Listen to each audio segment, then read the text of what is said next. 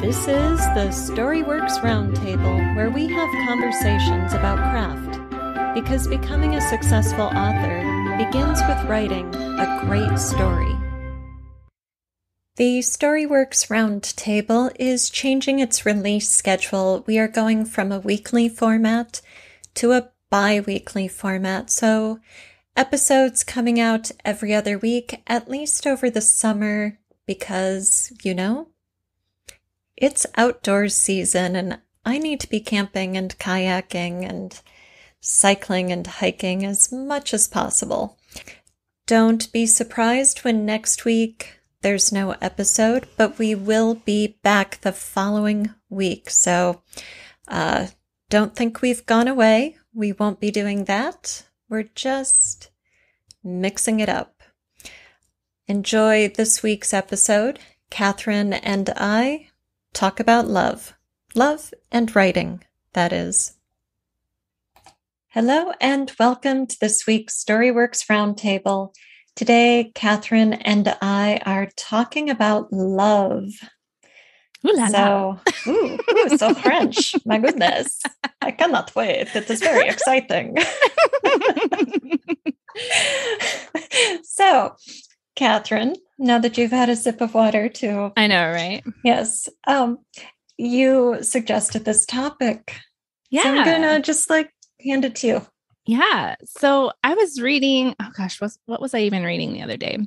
I don't remember, but it was a story with a sibling set in it. And it just got me thinking about writing characters that love each other and kind of the complexity that love is. It's not like a simple emotion. It's like a state of being almost in relationship with another person. And, it's not just limited to romantic love, although I think there's a lot that can be done with romantic love in novels. But you also have, family love or sibling love or love for your pets or love for, this, and it can all interact in different ways that are, I think, kind of more complex on the page than maybe we think about necessarily. It's not as easy as just saying, I love my brother, right? If the reader's going to believe your character needs to act a certain way toward their brother, or, especially if it's going to be a plot point, right? I have to go rescue my brother.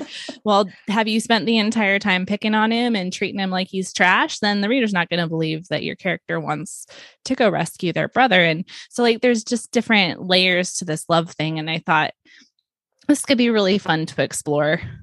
So. Yes. So what types of love relationships have you tried to develop in your characters? I mean, obviously I've done the romantic subplot.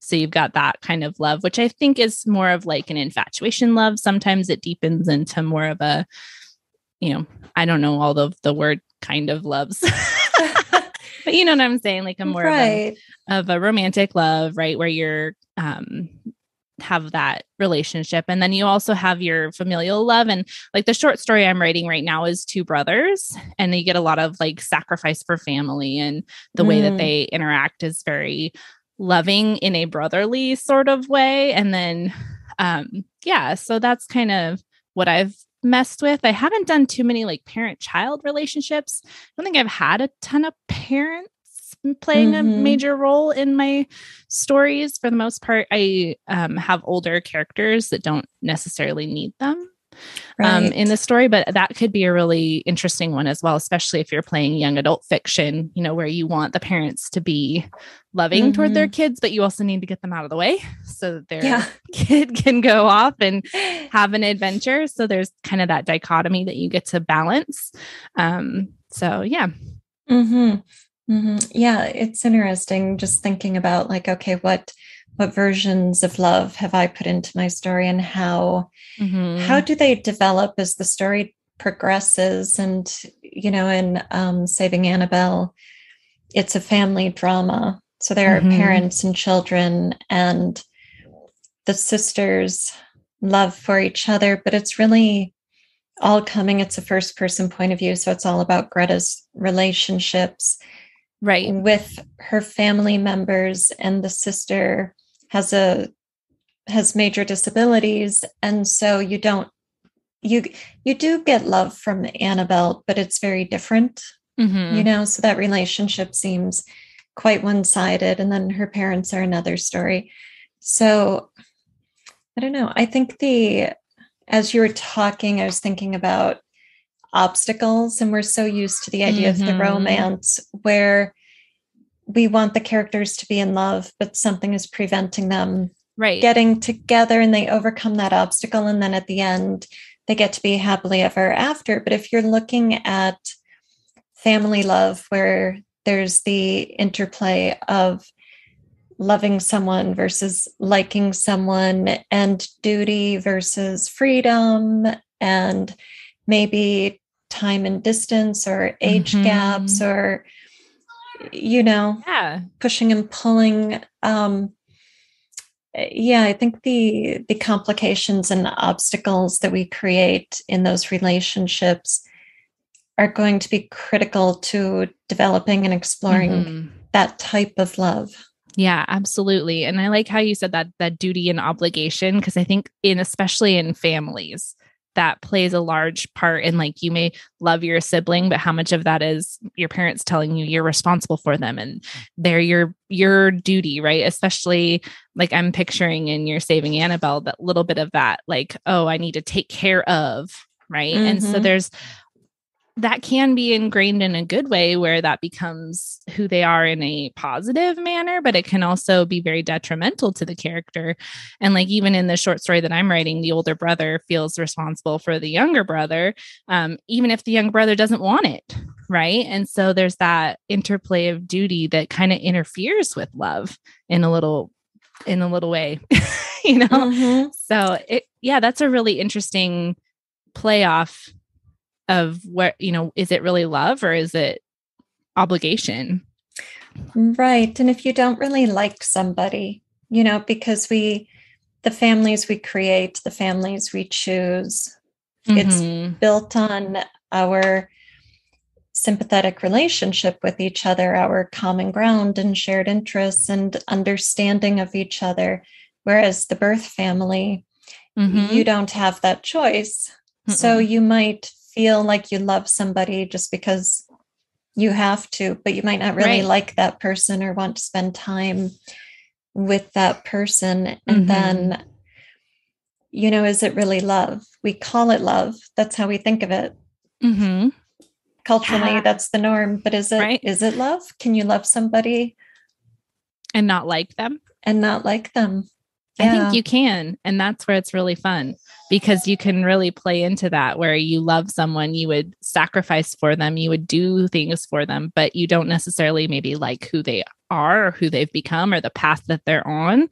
And, but you can love them enough to want to love them through that path, right? Or through that problem or through that situation between the two of you, where you don't want to lose connection. You don't want to lose the ability to maybe influence, right? Or be with or spend time with. So I think that's a really fun conflict that you get to play with the idea of love. It's not always just mushy and perfect, right? There's a lot of problems that you have to face. If you love someone, you have to face who they are and truly accept that, regardless of whether or not you like all of their choices. Yeah, I think that makes for some of the best fiction too, when we're looking at the family as a cast of characters and the family home or, collection of homes as the environment, because then there's inherent tension and all of that. The conflict is just built right in. Like, okay, we're stuck together. We're committed to seeing each other through whatever arises because we are in this familial love relationship. Doesn't mean we like each other. Doesn't mean it's going to be pretty. Right? Exactly. I saw this video one time from this mom and the son goes, "Mom, am I your favorite kid?" And, and we always joke about this whole thing about favorites, right? Like, oh, you can't have a favorite kid. And she goes, "Yeah, right now you're my favorite." And she goes, "We've talked about this. Why are you my favorite?" It's because right now I like you more than I like all your siblings. Doesn't mean I love them any less, but right now you're my favorite. And I thought that was so cool, because it highlights that dichotomy between liking and loving. Right. Yeah. Yeah. You can be my favorite because right now you're helping me and they're not, or they're being stinkers. right?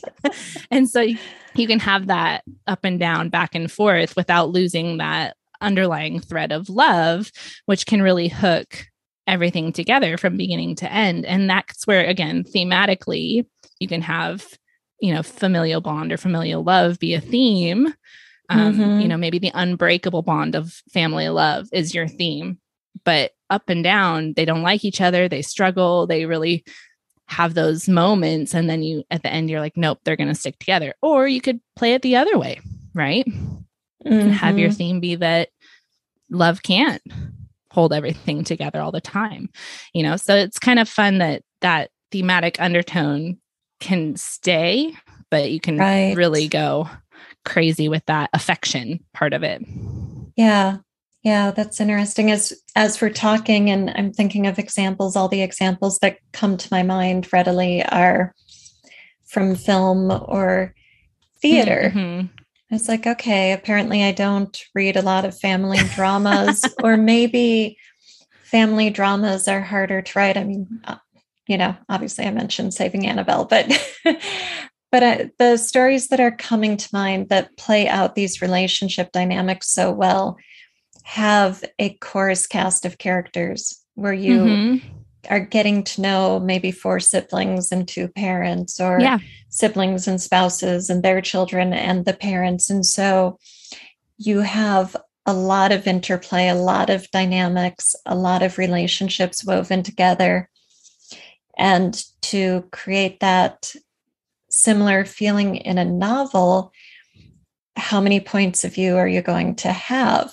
How many ways can you tell this story and display so many challenging, forceful dynamics? Because if you, like with Saving Annabelle, being a first person point of view, everything the reader learns goes through her lens, even the narrative lens, the character's lens and the narrative lens is one perspective. And so whatever we know about mom or dad or their relationship comes through her analysis and her take on it, Yeah. I'm thinking like Pride and Prejudice and the Bennett family and those sisters having to work through all of the interplay there, or Little Women by Louisa May Alcott. But I mean, even I'm going to forget the name of it right now, but I know we did an episode where we talked about the protagonist as the ghost, and that book, and I will link to it in the show notes, where she's watching her family's interplay all through her point of view. Bones? No, it wasn't that one. Okay. But she gets in a crash and she dies, and then she watches her family. And that, again, it's all family dynamic all through her point of view. But you get to see mom's relationship with dad, dad's relationship with daughter, mom's relationship with daughter, all from different moments. But again, another interesting way to play with that without having to leave a single point of view character. Right. Yeah. And that's interesting because her as a ghost. Yeah. It gives her almost the fly on the wall. Yeah. Right. So she may not have the interiority of those other characters. No. But she gets to be present for moments she would never be present for if she were in a body. Yeah, exactly. Yeah. And Little Women, is it omniscient, or is it Joe's point of view? Gosh, it's been a while since I read it. I feel like it's multiple, but don't quote me on that, but I feel like it's multiple. I think you get all 4 of the sisters, but I'm not 100% positive. It might be all from Joe's point of view. Okay. The Poisonwood Bible is a really good contemporary. I know it's been out for a while at this point, but it's still a contemporary fiction. That is a really wonderful multiple POV family drama where you've got 4 sisters and they each have a point of view, and then the mother and the father, and the mother has a point of view at the open and the end of the book. But throughout, you're getting the sisters' points of view, giving you the journey, the arc of the book. Yeah. And then we talk about family drama stories. You can also have that be subplot, right? So you could have all of this interplay and this love connection interplay be all subplot, whether that, again, family drama or romantic subplot, or even best friends, right? People that you've loved, you've chosen to love or have in your life, but that, can suffer the same relational turmoil as a sibling or a lover. Yeah, there are a lot of friendship stories that are new adult, I think. It seems like that age group is ripe for those stories because you've left your parents' nest, but you haven't built your own nest yet. You haven't started having babies. So when you're in those kind of interim years, friends become your family. Yeah. Yeah. And it takes a really special person to maintain those type of connections once you've left that time frame. I'm going to go a little bit personal here, but so my mother-in-law recently passed away, and at her memorial service, she had friends from when she was 4 years old coming up from California, flying in from across the country to be at her memorial because she'd kept track of them. And that does not happen very often anymore. Like writing letters, phone calls all the time. Like she just had, I want to say there was like 18 to 20 women that she'd kept track of from whether that was elementary school or high school or college all the way through. Like these were not like, oh, I made friends with them when my kids were little friends. These were like pre-kids, pre-marriage friends. And so that's a really, again, interesting way that you could bring somebody in where they've lost touch or they've kept touch with somebody that maybe they shouldn't have. Or, there are people that do that. They collect people, but maybe those people are toxic, and having those different love relationships that maybe, other people wouldn't have makes for an interesting character. Right. That's interesting. You said collecting people who are toxic, and we brought up the idea of family and how you might love somebody you don't like. But what about love that's ultimately unhealthy or poorly chosen? Like loving the wrong people or loving toxic someone people who brings you down. Yeah, exactly. Yeah, that's a fun. I say this from a writer's heart, right? Ooh, I could have fun with that. Let's go there. Well, nobody really wants to live that, but vicariously through a character, you can play with that a lot and learn a lot from a situation like that and have a lot of really interesting themes and subplots, and probably people who are trying to pull them out of that death spiral and people who are trying to pull them in, and which choice do they make and how does it affect their life? So yeah, people have a huge effect on who we are. And, and who we choose to keep in our lives matters a lot. It does. Love, man, go figure. Well, it's so funny because when you think love and writing, the first thing that pops to your mind is what? It's romance, right? But really, love is just so human that it really is in every relationship. It's a possibility, or it's what we are in, or, different things, but it really just happens all the time. So have you written anything without love, where love isn't present in your character's life or in your story? Do you think you've ever gone there? No, because I think I would have to write a character in isolation to be able to do that. Because I don't know. I've never written anything where there wasn't somebody that a character loved, whether that, and mostly actually thinking about it, I write a lot of siblings. I have, and a couple, obviously romantic plots, but not so much with the person who doesn't have somebody. Right. Yeah. That's interesting. I know I have short stories where love isn't really part of the story. Yeah. Wild Animals is a bear talking, and it's well, okay. It's not about love, but there are two supporting characters who are a couple, and they're very flirty, and there is a little like observation of loving playfulness. The bear is observing the people being playful. Yeah. I was just thinking, the last couple short stories that I've been editing and working my way through, I have a father-daughter love relationship conflict. And then I have the romantic subplot in that one. And then my other two, I have brothers. Both of them are brothers. It's interesting. Yeah. Love. It's kind of inescapable. Right. And then somebody's going to go, but is it? And write a really awesome story with no love in it.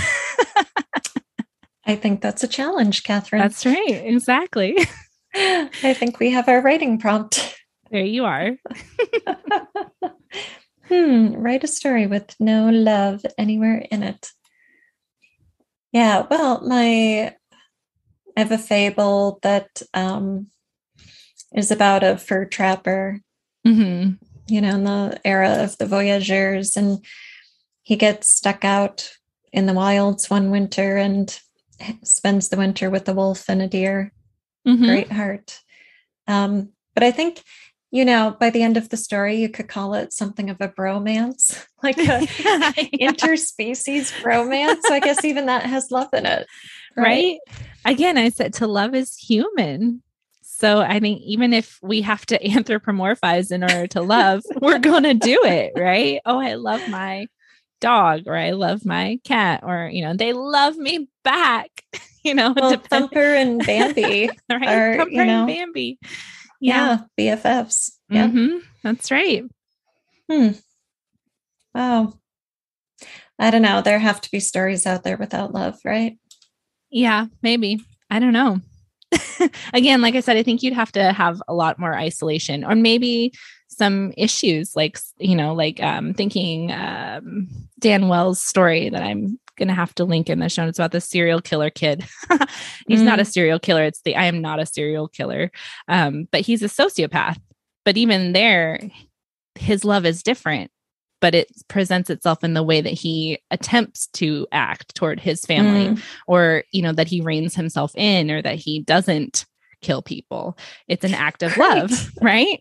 Yeah. Well, because he recognizes that in himself. But that's the thing, right? Like that in and of itself is love. It's just a different expression of love. So maybe not something the normal person would recognize, but it's self-sacrifice in service of another person. That's love.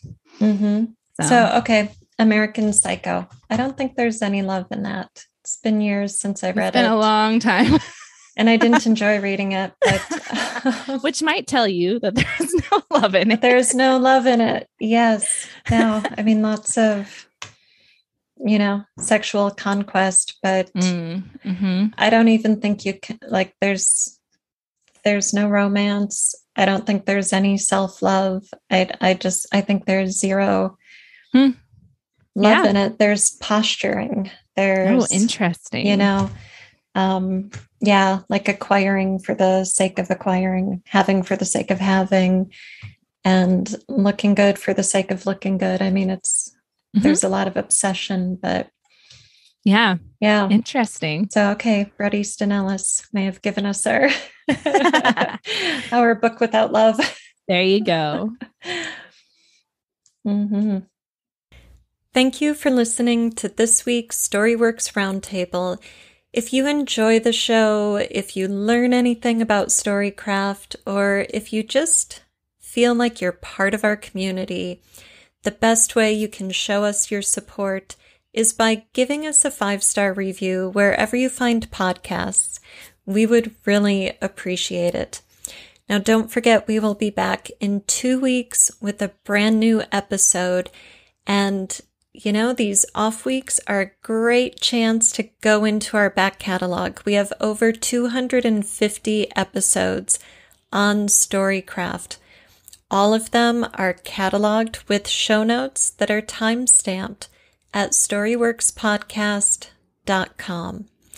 All right, have a great writing week, and we will see you in 2 weeks.